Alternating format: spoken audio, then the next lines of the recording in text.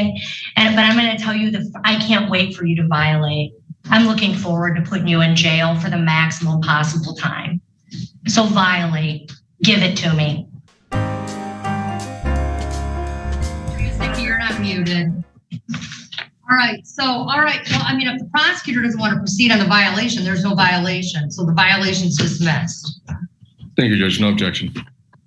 All right, so now, as to sentencing. Judge, we have had an opportunity to review the report. There are no additions, corrections, deletions. We're asking the court to follow the agreement. Anything on behalf of the people? Your Honor, likewise, no additions, corrections, or deletions. The people would ask the court to adopt the terms of the agreement. Mr. O, anything you or your client want to say before I impose sentencing? No, Judge. All right. All right, Mr. Happen, this is the second time you beat your kid. You have a conviction in 2019 for child abuse. I mean, menacing charges, pending, disorderly conduct charges. And you take absolutely no responsibility for what you've done. No, you don't. I'm reading the report. Mr. Hackman does not accept responsibility for his actions and offered justifications for his actions numerous times over the course of the interview. He minimized his role in the offense and claimed that the victims were not being truthful in their reports. He minimized his role in the, he reported that he only pled guilty to get out of jail. He disputed nearly everything that was listed in the police report. The defendant has a history of violence, with domestic violence charge being amended to a disorderly conduct, a prior child abuse 4th degree. He reported the prior child abuse occurred when he spanked his child. However, the police report for that offense indicated that the victim had bruises on his eyes, face, and arms.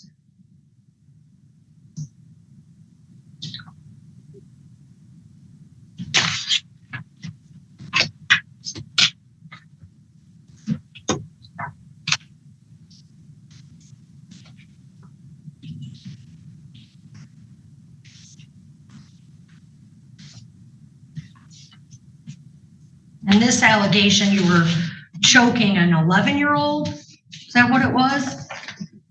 I do not recall the age of the victim in this. This is a second offense. The prosecutor offered a plea agreement to a year probation.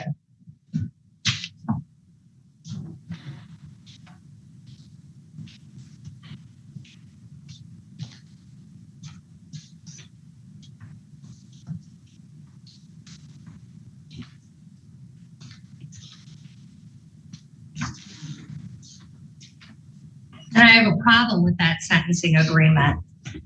I've got a guy in front of me who's got prior assaultive convictions, a prior assault for beating a kid. He's here today again for choking a kid, and he gets a year probation. I mean, how many chances does he get? Do we wait until he kills a kid before he gets some jail time? Well, Your Honor, I did state this at the time of the plea, and I'll state it again. You know, his guidelines are probationable. There were no injuries in this case. And the mother, Alicia Halfman, who we've just discussed, was not interested in pursuing the case or pressing charges. Based on all of those factors, we did determine that this was an appropriate plea offer for this case. The hope of my office is that he will take the alcohol counseling and the parenting classes seriously and turn this around and become a good father for his children.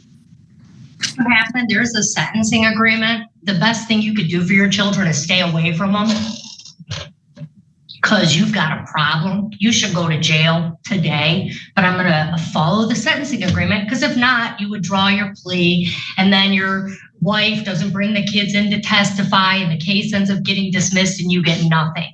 So I'm going to follow the plea agreement today, or the sentencing, but I'm going to tell you that I can't wait for you to violate.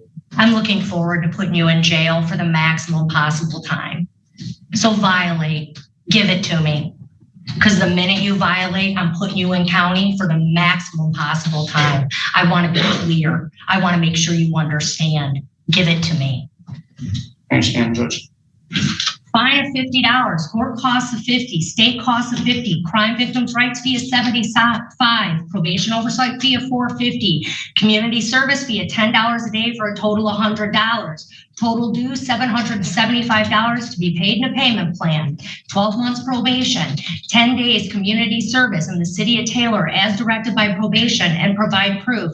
Additional 2 days of community service ordered on, is this still in here or is that from that? That was for the previous bond violation that he had on the 24th of September. What was that one for?